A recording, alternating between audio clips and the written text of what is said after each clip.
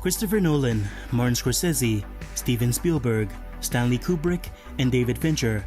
Ask any person who their top 3 directors are, and you're bound to find one of these guys in their lists.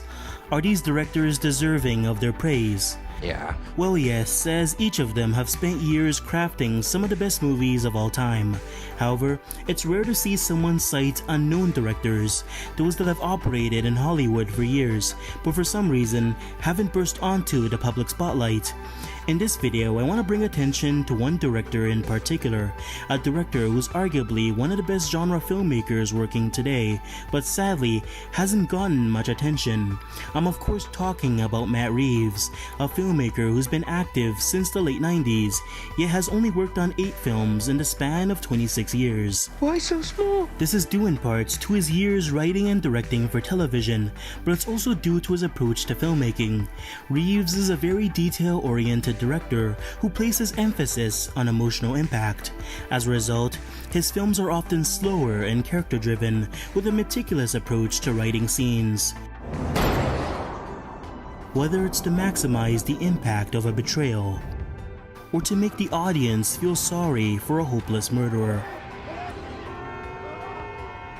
Every one of his works are drastically different from the next, so while his films don't have a particular aesthetic, they do have a distinct style and feel to them that people can recognize.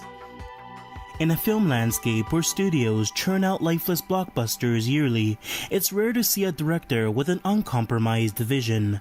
With the upcoming release of his new Batman movie, I think it's about time we look through his filmography to reveal how Matt Reeves is one of the greatest horror and science fiction filmmakers working today. It's pretty fantastic, I gotta say.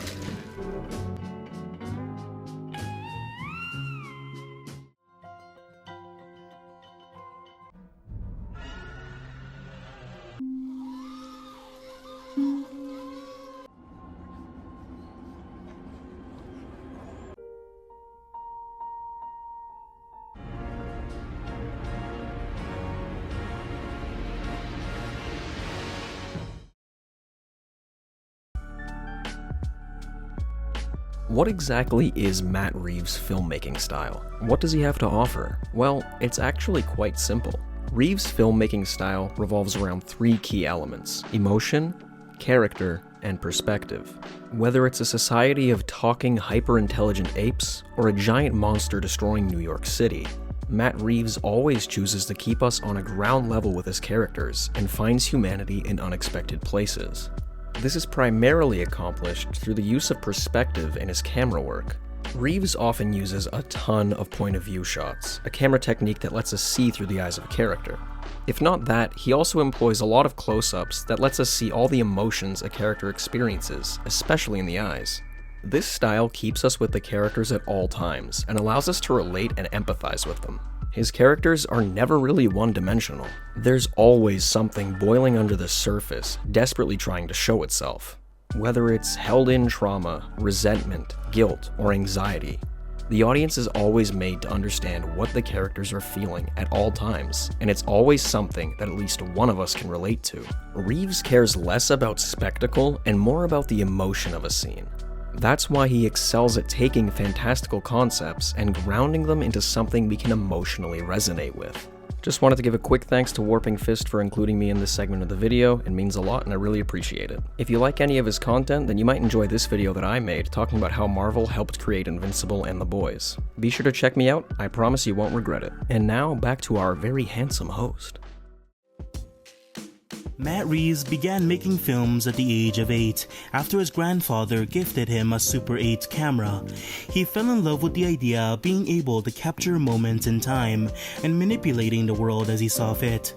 Being a shy kid going through a complicated time in his personal life, filmmaking served as a way of expressing himself and helped him make friends who shared similar interests. At 13, Matt would showcase his films on the Z Channel, and through this, he would meet and befriend J.J. Abrams. The two of them would help host the film festival, the Best Teen Super 8 Films of '81.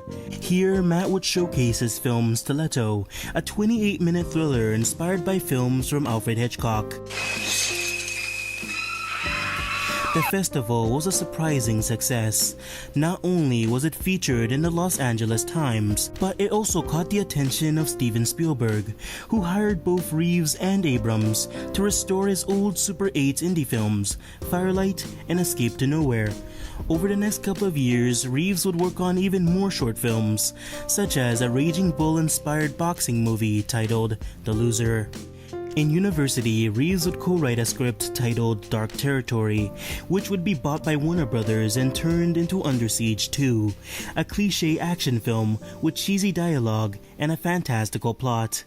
The film is also representative of how Matt Reeves approached his earlier work. Let's consider his university thesis film, Mr. Petrified Forest, the story of a man who desperately tries to avoid his death. The film is told in the form of a flashback, intercutting between the protagonist in limbo and the events that led to his near-death experience. The short showcased a filmmaker who embraced a stylistic approach to character writing and story. It's safe to say that Matt was a creator with a strong creative voice, bursting with unique ideas. I just want to know if you want some ice cream. A little. His next film, The Pallbearer, is less fantastical, but still maintains a quirky approach to characters and story. The film is a romantic comedy with an emphasis on quirky humor Oh, shit. and awkward character exchanges. And you can maybe finally move out of your mom's house.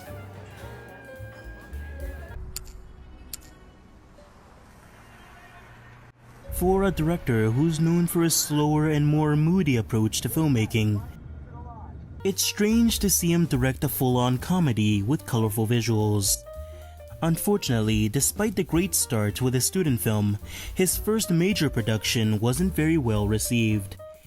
Many would criticize The Pallbearer for lacking originality, claiming that it was an inferior version of The Graduate. Others would state that it was too dark for the genre it inhabited. The fact of the matter is that his films often dealt with dark subject matter, and as the years progressed, Reeves would abandon his quirky style and bring this dark element of his stories to the forefront. But before that, he would dive into the world of television. Reeves would go on to direct some episodes for the shows Relativity, Homicide, Gideon's Crossing, Miracles, Conviction, and would serve as the co-writer for James Gray's The Yards. He would then go on to co-create the series Felicity, for which he would also direct a couple of episodes for. Reeves would attempt to get his own original script titled The Invisible Woman made, but due to varying circumstances, the project would fall apart for a time. It's right here. It's right there. Yeah. Is it on? Created by J.J. Abrams during his visit to Japan, Cloverfield was envisioned as America's answer to Godzilla. However, instead of putting us in the perspective of the monster, this film would follow the civilians trying to survive. Usually in a monster movie, you see, you have an omniscient point of view, and you cut to all of those scenes that are traditional monster movie scenes where the president calls the military and says, we gotta go in with a strike, and you have these scientists who are speculating on what it is, and then of course you have the people running down the street. And the idea here was, well, what if one of those people running down the street were our characters, and that's all you got to see? And so the kind of terror that they would be feeling, where they wouldn't know where this thing came from or what was going on or what the military was doing, that would be something that the audience would feel, because you'd be so closely connected with those people. With a film this unique, Universal needed a director that could faithfully bring the vision of the film to life. JJ would approach Matt Reeves to direct, since he was trustworthy and he had worked with him on countless projects. Reeves was initially hesitant about doing it, since he had no experience with visual effects. However, with a bit of convincing, Reeves agreed to collaborate on the project. With a budget of around $30 million, Cloverfield would begin filming in New York City. In order to create the sense of authenticity, traditional filmmaking norms were abandoned in favor of a more unorthodox approach to a studio film. Cloverfield was shot and edited using the cinema verite style to create the effect that the film was shot on a handheld camera. To sell this effect even more, the scenes had to be one continuous shot, and the actors were encouraged to improvise in as many scenes as possible. As a result, the events and characters feel vastly more authentic. The camera operators were also told to handle the camera as unprofessionally as possible. Things that would normally get them fired on another film were encouraged during Cloverfield's production. Cloverfield was released on January 18th of 2008 to generally favorable reviews. Critics praised the film for its inventive subversion of the found footage genre and its intense claustrophobic style that hooked the audience from start to finish. On a surface level, Cloverfield seems like a film attempting to capitalize on the found footage genre, but looking deeper reveals a film with much more depth than anticipated. The first thing anyone notices from Cloverfield is the sense of authentic chaos. Characters talk over each other in a realistic way, and the camera movements are always made to feel believable. This adds to the grounded reality, but also gives off a foreboding atmosphere, where the audience feels just as vulnerable as the characters in the film. Any of these characters could have been us, so the sense of danger and paranoia is heightened to a terrifying degree. Cloverfield took influence from the original Gojira film, mostly on how it commentated on the social anxieties of the time. That's the idea the filmmakers tried to replicate with Cloverfield, a film that would call back to the nation's past trauma through the lens of a monster film. Okay. Don Murphy wants to know why bother. That was his official. That was the. Okay. So I guess that's the important place to start is what Don Murphy thinks. What Don Murphy? Well, I'm gonna. Okay, Don. What would Don Murphy want? Well, the thing is, why bother? I guess because I fell in love with the story is really the truth. I mean, it really reminded me of my own childhood. With the surprise hit of Cloverfield, Matt Reeves was now a hot new name in Hollywood. Recognizing his newfound fame, he would once again try to get his passion project, The Invisible Woman, made. Unfortunately, his timing couldn't be worse, as this was during a time where many independent film distributors began going out of business. Matt Reeves would take his script to Overture Films, who would praise the script as a beautifully written story, but it was too dark and challenging for the landscape they were currently in. Overture would offer Matt the chance to helm the remake of the Swedish film Let the Right One In, which was an adaptation of the vampire novel of the same name. At first, Matt was reluctant on accepting their offer, as he didn't see the point of remaking a pre-existing film. However, after reading the original novel and watching the Swedish film, he would find himself personally connecting with the coming-of-age story. This is what ultimately convinced him to direct the film. The announcement of an American remake was met with much disdain from fans and even the director of the original film. But despite this, Matt Reeves would still move forward with his version. He didn't want to step on the toes of what came before it, but to recontextualize the story in a way he and American audiences could connect with. Let Me In debuted at the 2010 Toronto Film Festival to incredibly favorable reviews. Critics would praise the film as a beautifully put together adaptation that respects those that came before it. Let Me In is a deeply cathartic horror film that embraces the intimacy and emotional resonance of a moment, instead of opting for cheap scares and uninteresting characters. Despite not having any overt jump scares, the film creates a deeply eerie, disturbing, and unsettling tone, an approach that helps the film's themes and allows it to linger in the minds of its viewers. Stephen King has even gone on to praise Let Me In as one of the greatest horror films in the last 20 years. In his search for a new project, Matt would become attached as the director of 3 book adaptations, become attached as the director of The Twilight Zone, and would be considered for Man of Steel. He would turn down most of these offers, however, because he could not personally connect with them. Despite dropping out of several projects, he would still receive countless offers, with only one of them piquing his interest. However, before we discuss it, we need to shift perspectives. With the success of Rise of the Planet of the Apes, Fox would begin work on a sequel, with many of the original cast and crew returning. Director Robert Wyatt would begin work on the film for about a year. However, at some point he'll drop out of the film entirely, citing scheduling conflicts as the reason he couldn't commit to the film. Fox was now faced with a dilemma. They needed to find a director that could not only match Rupert's directing skill, but also meet the 2014 release deadline. It's no surprise that the producers would go for Matt Reeves, as he had already proven himself to be a master at directing blockbusters, and his intimate perspective on Let Me In showed that he was capable of tackling complex characters. At first, Matt was presented with an outline created by the studio. In the original inception for Dawn, Caesar was not the main character, and the apes were much more intelligent and articulate. This would have been very similar to what we see in the original films. Reeves would reject directing the film, however, after reading the script, as he could not personally connect with the story. Luckily, the studio would permit him to rework the script in order to fit his vision, as long as he could make the film within 2 years. Reeves would hire writer Mark Bomback to rewrite the original outline to better fit his pitch for the film, changing the characters, story, and presenting the film in a post-apocalyptic world. When filming for Dawn, Matt Reeves had no idea how motion capture worked. Sure, he had some experience with visual effects from his time working on Cloverfield, but the process of motion capture was much harder and more time-consuming. Luckily, Matt was a very quick learner and quickly nailed down the long process of turning actors into hyper-realistic CGI apes. Despite people's reservations of the new director, despite the tight deadlines, despite the fact that Reeves had no mocap experience going in, Dawn of the Planet of the Apes opened to critical acclaim.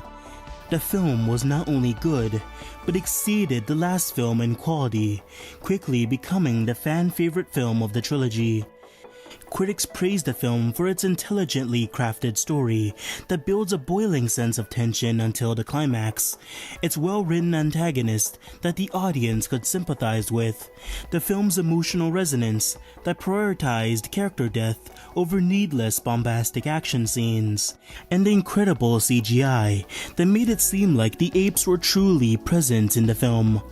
Dawn of the Planet of the Apes improves upon Rise on every level, telling a gripping Shakespearean tragedy about family, betrayal, and how two sides desperately try to coexist despite their prejudice. After the massive critical and financial success of Dawn, Fox wanted Reeves to work on a sequel. Fortunately, Reeves was very enthusiastic about working on the next installment. Matt and his co-writer Mark Bomback, however, wanted a lot of time to work on the movie, not wanting to repeat the stressful tight deadlines of the previous installment. Before writing the film, Reeves and Bomback consumed as many films as possible. The purpose? To find the right inspiration for what would become War for the Planet of the Apes. They watched a variety of films such as Apocalypse Now, Empire Strikes Back, and The Great Escape. They also felt that their film needed an epic biblical vibe to give it a sense of finality. They would consume films such as Ben-Hur and The Ten Commandments.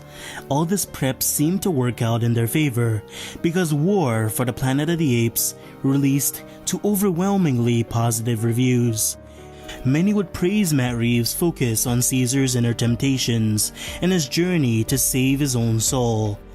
One of the biggest controversies with War was the misleading marketing. You see, the title and the trailers led people to believe that War was a massive war film, pitting the apes against an army of soldiers. However, as it turned out, the title War was more related to Caesar's own battle within himself and the ideological battle with Woody Harrelson's character, the Colonel. War is arguably Matt Reeves' best film, as it's the best showcase of Reeves' writing and filmmaking style. It's also not for everyone, as it tells a much more slow burn story with an emphasis on Caesar's inner turmoil. The Batman is Matt Reeves' next film in his ever-growing catalog. This new Fincher-esque take on the character will not only bring a new approach to the mythos, but it will also serve as a rare genre-defining film that breaks free of the conventional norms that people expect from a comic book film. Just like Dawn, Matt Reeves came into this film when the original director stepped down. Reeves had been presented Ben Affleck's original script, which he'd call a valid take on the character. However, he just could not connect with the ideas present. Reeves would pitch his own ideas for a Batman film to Warner Bros., which would be a noir detective approach to the character. Warner Bros. Loved Matt's pitch for the film and would sign him on as the director. Matt's envisioning of Batman would be that of a flawed hero, still trying to figure things out. A film that would take us back to his early years, but also present a gripping mystery that would shake him to his very core. Reeves wanted to create a 70s-like noir detective story similar to films like The Conversation, not just in mood and aesthetic, but a genuine thriller that would lead the character to solve a mystery. Reeves would craft his Batman by using other noir films as building blocks, films such as Chinatown, The French Connection, Clute, and Taxi Driver, and although not explicitly mentioned, some would say that Zodiac and Seven also served as inspirations. Many of these films are fantastic pieces of storytelling. They often featured a flawed protagonist who used their occupations as tools to meet colorful new characters or engage in progressively more dangerous acts. Oftentimes, the protagonists are compulsively driven to accomplish some kind of goal and are willing to break the rules to get what they want, regardless of the consequences they may bring. All the President's Men also served as a major influence for the film, helping guide Matt as to how the story of the film would be presented. A film about the levels of corruption and how the protagonist slowly unravels its layers. Matt Reeves didn't just take influence from films, however. He also took inspiration from countless existing Batman comics, ones that explore his inner trauma, his conflicts, his troubled early days, and his attempts to solve a cryptic mystery. These stories are Batman The Long Halloween, Batman Year One, Batman Ego, the early Bob Kane and Bill Finger comics, and Batman Zero Year. With all these noir inspirations, it's easy to see why the Batman exists in a grounded and gritty reality. This is not a sugar-coated world, but a world that shows us the sheer depravity of Gotham City. Batman is not a hero in this story at first, but just another symptom of the city's corruption. He's desperately trying to fix Gotham, but he's broken and doesn't entirely understand what he's trying to accomplish. Batman in this story has truly waged a one-man war on crime. His gadgets, Batsuit, and Batmobile are put together using his own skills and knowledge. As a result, he has a very rough and DIY appearance. However, despite his abundance of resources, he's yet to change Gotham for the better. This results in his frustration and allows for his brutality to continuously escalate to dangerous levels. Matt Reeves has stated that Batman's brutality was inspired by films like Goodfellas, who have a very raw approach to their violence. Matt Reeves based Gotham City off European cities such as Glasgow and London, which helps add to Gotham's hopeless and grim appearance. This does not look like a film churned out by a studio, but a story crafted with love by many talented individuals. Just take a look at the production design, cinematography, dialogue, music, and characters. Each element of the film has been crafted with utmost care. Nothing appears to be average or thrown together. If you're watching this video, you know more about the film's quality than I do right now, but if it's good, it just cements Matt Reeves as one of the best filmmakers working today, and we're sure to see more of his talent in the future.